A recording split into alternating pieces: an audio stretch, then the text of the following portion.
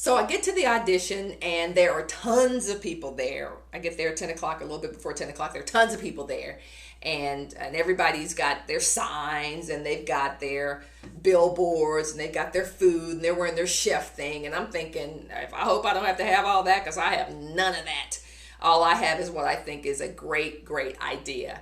And I am convinced that I am going to convince NBC that it's a great, great idea. So I get in line and I'm just reading magazines because when I go to auditions, you never know how long you're going to be in those lines. So I've got my magazines. I'm sitting on the ground reading, just waiting for my chance to get in.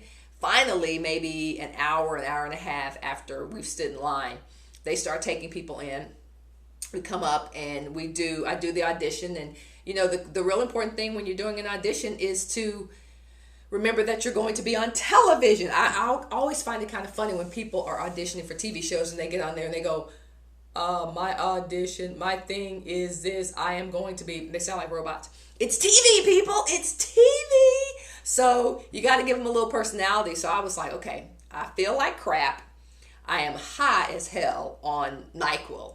But I got to bring it together. I got to pull it all together. And I got to show these people that I should be on this show.